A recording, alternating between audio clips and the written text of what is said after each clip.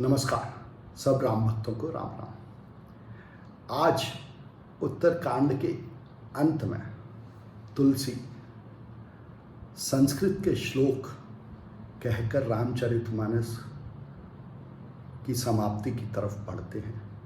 कहते हैं, यत् पूर्वं प्रभुना कृतं सुकविना श्रीशम्भुना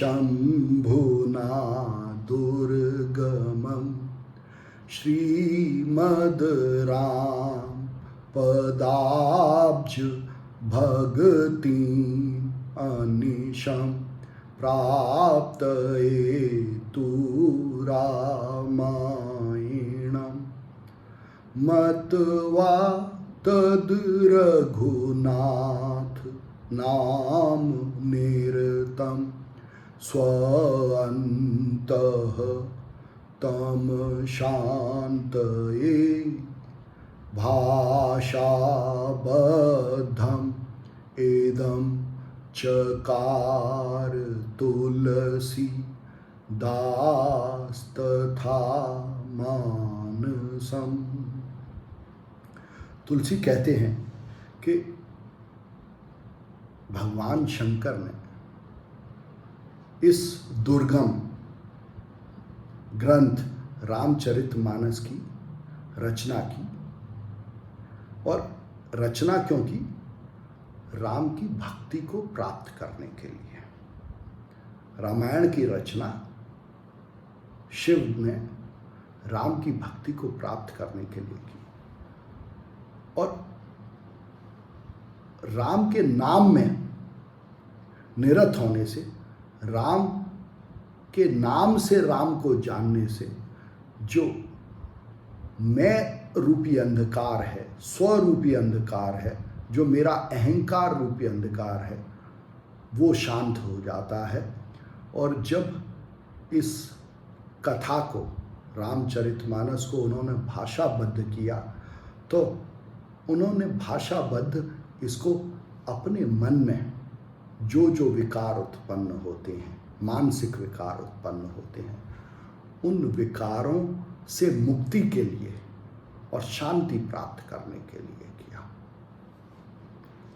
आगे तुलसी कहते हैं, पुण्यम पापहरम सदा शिवकरम विज्ञान भगति प्रदम माया मोह मलापहम सुविमलम प्रेमाम्बुपुरम शुभम श्रीमद् राम चरित्रमानसम् इदं भक्त्या अवगाहन्ति ये ते संसापतंघोरकिरणै दहन्ति नो मानवा। तुलसी कहते हैं कि मनुष्य के मन में जो चीज़ों के प्रति दृष्टि उत्पन्न होती है कि ये शुभ है, ये अशुभ है, ये पुण्य देने वाली है, ये पाप देने वाली है, इस दृष्टि को खत्म करके, इस दृष्टि को खत्म करने वाली है ये रामचरितमानस कथा। और जब यह दृष्टि खत्म हो जाती है तो सब प्रकार से मनुष्यों का, प्रकृति का कल्याण होता है, क्योंकि कोई शुभ चीज़ नहीं होती जिसके पीछे भागा जाए, और कोई अशुभ नहीं होता जिससे दूर भागा जाए। तो मनुष्य इस प्रकृति को, इस विश्व को, अपने आप को, दूसरे मनुष्यों को जैसे हैं वैसे स्वीकार करता है और उस सत्य में फिर जीवन व्यतीत करता है। तो यही दृष्टि कल्याणकारी है। और कहते हैं यह ही विज्ञान देने वाली है, यही सबसे परम ज्ञान है कि इस दुनिया में, इस विश्व में सब कुछ राम का रूप है, इसलिए न कोई अशुभ है न कोई अशुभ है, न कोई अच्छा है न कोई बुरा है, न कोई पुण्य है न कोई पाप है। और फिर कहते हैं कि यह ही भक्ति भी देता है, क्योंकि मनुष्य फिर ईश्वर के भागवत कर्म करता है।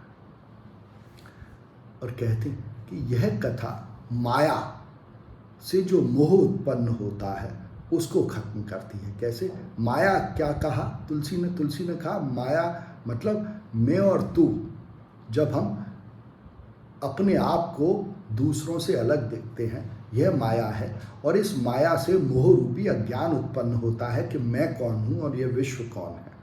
तो जब मनुष्य जानता है कि वो इस विश्व रूपी राम का ही एक अंग है, तो ये माया भी खत्म होती है और इससे जो अज्ञान उत्पन्न होता है वो भी खत्म होता है। और इस अज्ञान के खत्म होने से राम के इस विश्व रूप में, राम की इस प्रकृति में और इस प्रकृति के अंगों में, जो मनुष्य के रूप में है, जो वृक्षों के रूप में है, जो जानवरों के रूप में, उनमें प्रेम उत्पन्न होता है। और इसी को शुभ कहा। राम के इस विश्व रूप से प्रेम हो, यही भक्ति है और यही शुभ है, यही कल्याणकारी है, और कुछ शुभ नहीं और कोई अशुभ नहीं। और फिर कहते हैं कि राम का यह जो चरित्र है, मनुष्य रूपी चरित्र, राम रूपी चरित्र, इस चरित्र को जान के जो मनुष्य भक्ति के साथ इस राम के चरित्र में डूबते हैं, नहाते हैं, ध्यान करते हैं, प्रेम करते हैं, सुनते हैं, गाते हैं, उनको इस संसार में जो विषमता से उत्पन्न दुख है या भ्रम है या ज्ञान है, वो परेशान नहीं करता। ये कह के तुलसीदास जी रामचरितमानस को खत्म करते हैं। कहते हैं मास पारायण तीसरा विश्राम, नवा पारायण नवा विश्राम। और फिर कहते हैं इति श्रीमद् रामचरितमानसे सकल कलि कलुष विध्वंस ने सप्तम सोपान समाप्तम। तो आखिर में फिर कहते हैं तुलसी कि रामचरितमानस की कथा सब प्रकार के कली से उत्पन्न कलुषों को खत्म करने वाली है।